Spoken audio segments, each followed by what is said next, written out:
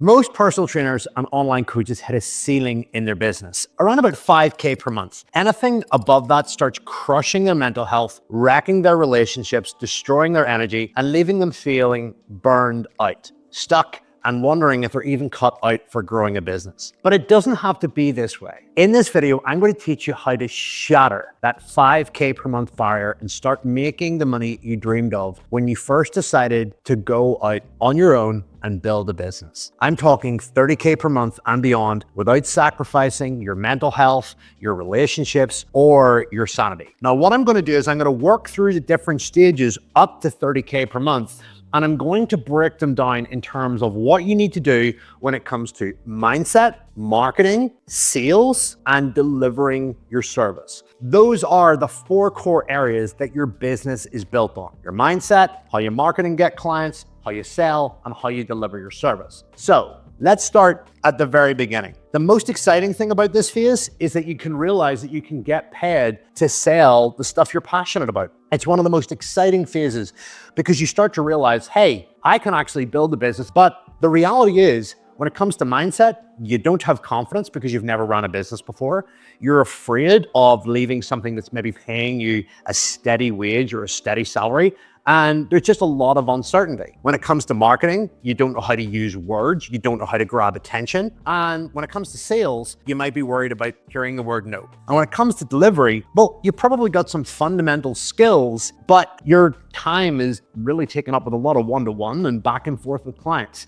So here's what you need to do to fix this. The first thing that you need to do is develop confidence. And confidence comes after you take action. So there's no other way to put this, but you've just got to get down and dirty and try stuff. Simple as that. You've got to have a strong offer. You've got to know who you're targeting. And that leads me to marketing. Marketing is about knowing how to use words, knowing how to use the right words to captivate attention, and knowing how to actually talk to the pain points of the people that you're trying to work with. Now, if you want to figure out who you're working with, just think about the younger you. That's a great place to start. The younger you was the individual that was going through all of this stuff, all of this chaos, but you managed to overcome it. And now that's why you're in coaching, because you're actually telling people what you did to overcome your own adversity. So you are your biggest case study. You are essentially where all your work started. So in knowing how to talk about your story, knowing how to talk about the challenges that you overcome, and actually being comfortable, humbly bragging about why people should work with you. That is one of the biggest things. Number 3 is selling. You have to be comfortable and know how to sell. And that requires you to build sales skills. It requires you to know how to find pain points, and it requires you to also get clear on what people's goals are and how your program helps them achieve those goals faster than anything else that they're trying. And you've got to be comfortable communicating a price point. On top of that, there's delivery. Here's the thing. You've got to get really good results. So if you're a startup coach, you have to be really good at your craft. I mean, when people come to work with you, they change. They physically look different, they feel different, and they become raving fans. Like, that is the base material of any coaching business. Now, I'm going to assume that you've already got all of that in play. The next level up from this is called the grind. And the reason why I call it the grind is because typically the grind is anything between 5K and 15K per month.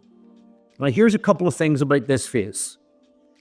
The grind is typically whenever you get really good results and you start having loads of people inquire to work with you. But the biggest challenge is that you're a one-man band or one-woman band, and essentially you're spread thin. So what do you do to grow to the next level? What are the core action steps? Well, number 1, from a mindset perspective, you've got to realize that in order to go to the next level, you have to be comfortable taking risks. And the biggest fear that coaches have inside the grind is that they're in a comfort zone. They're making more money than they ever made before.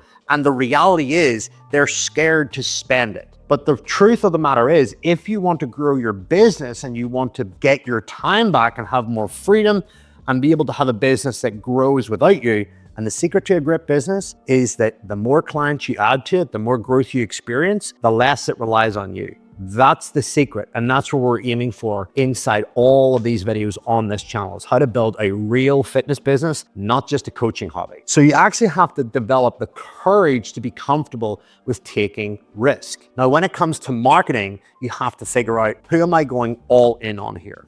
When you're in the startup phase, you tend to work with everyone and anyone, and you have a mix of clients. For example, you might have a middle-aged woman that's going through her menopause. You might have a guy that wants to get ready for a photo shoot. You might be working with an old school friend.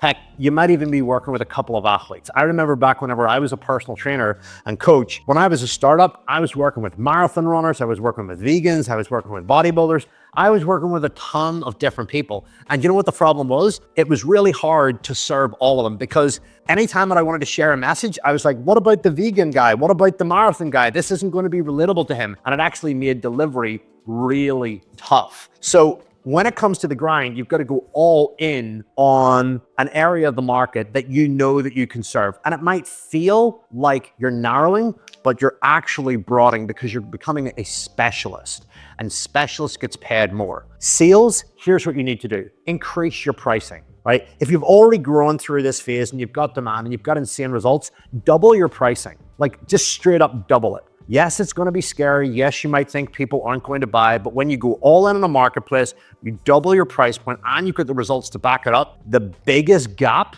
is actually your sales skills. So this is where you really need to develop the courage to go after it. Because if you're getting paid double what you were when you're here, then you need less clients to grow. And the challenge is the delivery piece.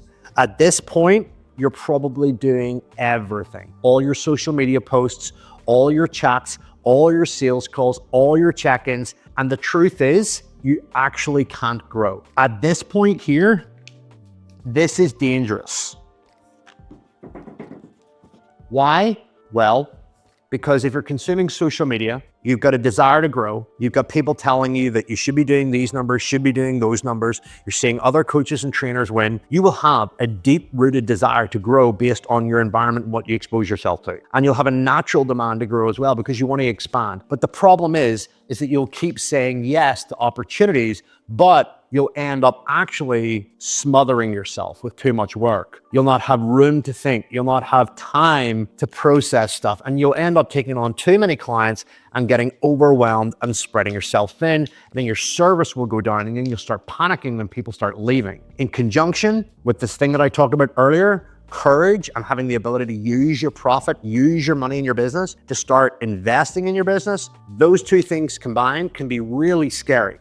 So what you actually need to do inside the grind phase is you actually need to stop, and you actually need to look at, right, if I put my prices up, that's the first thing that I will do in order to actually protect my time, because you'll need to work with less clients to get more revenue. That's really simple. So the number one thing is to get better at sales. Number three is to look at your delivery. And the first thing that you look at in your delivery is your model and the way that you work with clients. So if you're doing check-ins every single week, if you're doing loads of one-to-one calls, if you're doing loads of support, first thing you need to do is set strong boundaries. When do you work? When do you not work? The second thing is you need to go through your program and actually ask, what do I need to stop, start, and keep doing when it comes to getting client results? And here's a couple of tips. All of you watching this are going to be in different niches. The first thing is clients don't need to check in every single week. Every 2 weeks is more than suffice. You give them the option to check in every single week with a very clear decision framework, like you teach them how to think. Have you done this? No, don't check in, rinse and repeat. Ask for help if you need it. Have you done this? Yes, check in with your stats and key vitals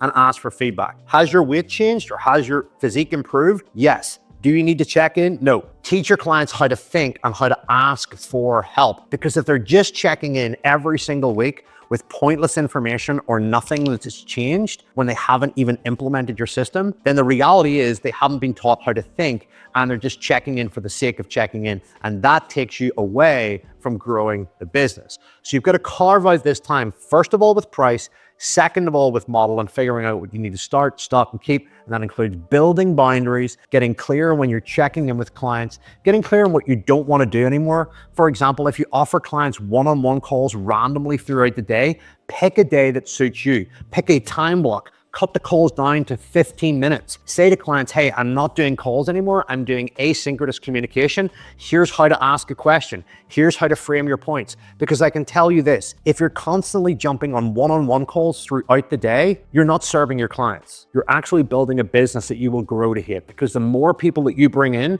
the more resentment, the more stress, the more they're going to catch you off guard. So you have to build clear boundaries. And that requires you to actually just write out what you want to start, stop, and keep in your business. And it starts with stuff that frustrates the hell out of you, stuff that drains your energy that you know doesn't actually help with the client result. Randomly asking questions inside your coaching group or inside your coaching app is going to again drain your resources.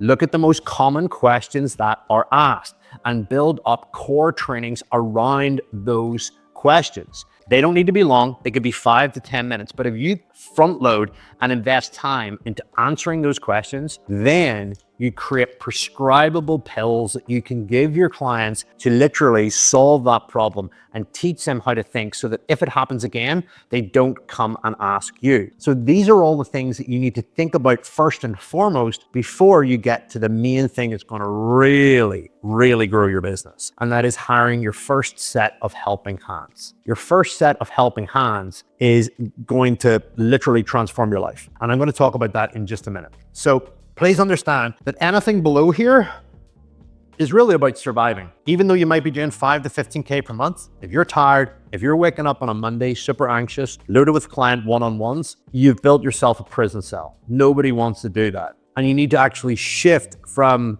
focusing on being a great coach into being a great business owner. And that means somebody that builds a system that's able to provide predictable, consistent value and results without it relying on you. And that is an art and that is a science. But I've given you a price point increase, shifting up your model, putting in clear boundaries, getting clear on what you want to start, stop, and keep that doesn't add to the result or improves the results with your clients. These are all core moves before you make your first hire. And your first hire, in my opinion, isn't really going to be, people talk about a VA and all this kind of stuff, an administration assistant.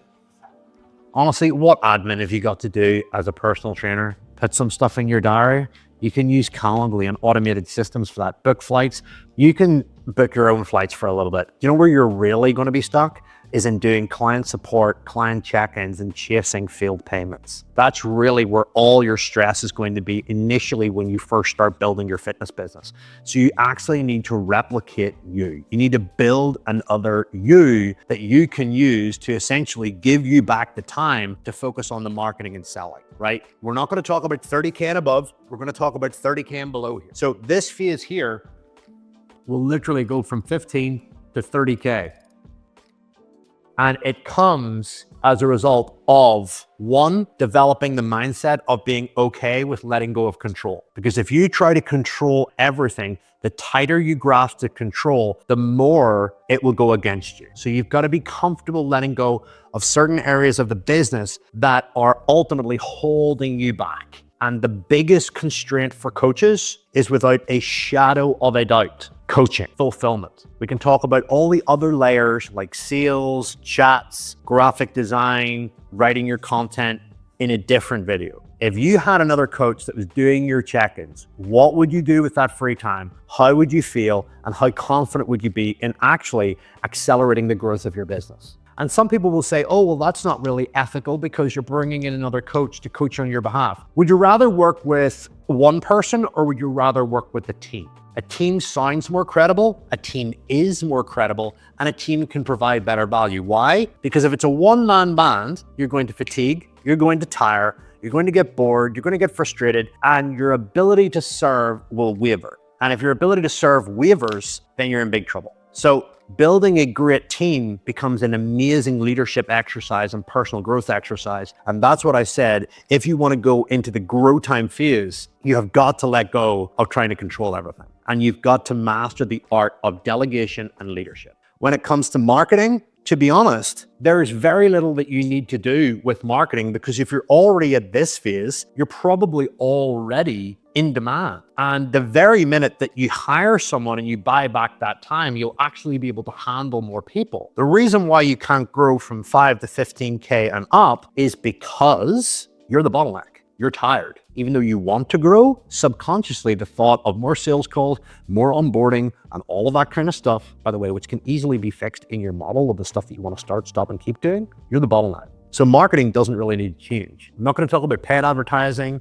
or paying to get in front of people or any of that stuff. Your results are the marketing. When it comes to sales, keep doing what you're doing. When it comes to delivery, get out of the weeds. That's where the major shift is going to happen. Stop doing all the coaching. Train someone to coach like you. Keep them accountable with a daily checklist, a weekly checklist, a monthly checklist, a meeting every week to discuss client challenges and problems. And guess what? If you find a coach that doesn't want to grow their business anymore, integrate them and bring them into your business. Yes, it's going to cost you some money, but the reality is you're paying to get your time back so that you can focus on driving more marketing and sales. So the main focus to really go from 5 to 15K per month and to get to here is to hire a single set of helping hands, whilst also increasing your price point, making sure that your coaching model doesn't have inefficiencies in it or stuff that is just unnecessary and a drag on your time, and that you actually are open to letting go of control,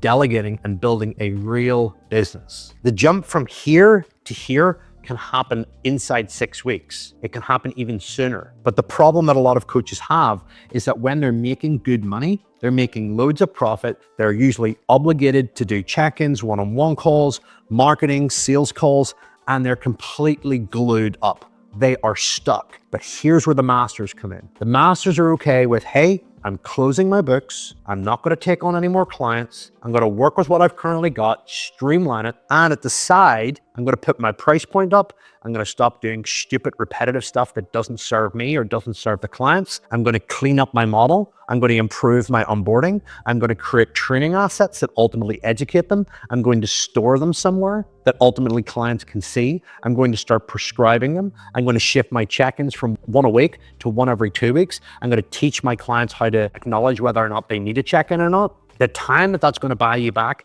is going to allow you to then work on your first hire. And your first hire, here's what you need to do. You need to write down all the stuff that you do in a particular role that you, quite frankly, don't want to do anymore. Or you know that it's not a good use of your time. Literally write down a daily checklist, a weekly checklist, a monthly checklist. Go and put a post out and say that you're expanding and you're looking for a talented coach to come in and help you grow whatever it is that you're doing. Bring them in, have a conversation and say, look, this is where I need help. What's your current state of affairs? Have you got a business? Do you not have a business? What's your skills? What's your experience? Here's what the role needs. These skills, these experience. You pay more for people with pre-existing skills and experience. You pay less for people that don't have the skills and experience because you technically need to mentor them. And the biggest thing that you will worry about is handing your stuff off to somebody else. Now, the big worry is if they don't have skills and experience. Yes, you are going to have to carve time aside to train them every single week and get them up to speed. That means doing the check-ins with them, doing one-on-one coaching calls with them, letting them shadow you, teaching them and training them on why you do what you do, and giving them key skills and insights. You have to raise them up to your standard. But if somebody already comes in that's been in a coaching business, knows how to get results, you really just need to keep them right around how you work, what you like, what you don't like, how you make decisions. That's absolutely crucial, because if they don't know how to make decisions, they're going to be asking you all the time, what do I do when? How do I reply to this? What do I say X and Y? So you need to paint the scenarios out of what kind of scenarios you get into whenever you need to make a decision. A client wants to cancel, do this. A client's not getting results, do this. A client is winning, do this. A client wants to ask to pause, do this. Those are some of the key things that you will have to deal with on a day-to-day basis. So please understand that if you're at this 5K per month mark, people are working with you because they trust you. But if you want to turn that into more trust, then you're going to have to start thinking about boundaries, models, increasing your price point, looking at hiring a helping set of hands, looking at building assets inside your business that you can prescribe like pills. And then you've got to let go of control in order to really unlock the floodgates. And you hiring a client success coach is going to double your business. That's what we call it. We coined the term client success coach, which is essentially another coach or another trainer coming into your business and doing stuff. And in case you're wondering, should it be a nutritionist? Should it be a strength coach? Ideally, it should be somebody that understands both unless you're strictly a nutrition business or strictly a training business. You ideally want somebody with both, because you can't solve a fat loss problem, a muscle building problem with just nutrition. You can't solve it with just training. You need to have a comprehensive understanding. And when you get this team member, you do need to invest time into training them.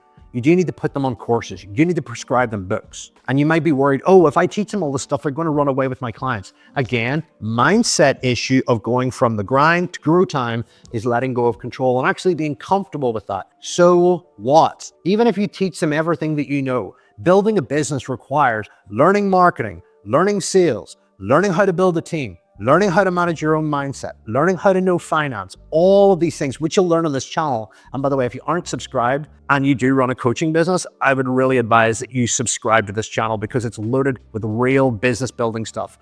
Not all the gimmicky clickbait, viral, social media, do this, grow your following to 10,000. Not many of those followers are going to buy. This will create buyers, not the latest viral reel. So understand real business by integrating all this into your business. And there's a range of videos on this channel that will really help you become an absolute beast of a business owner with your coaching business. Check out the next one. If you haven't already, click subscribe for updates.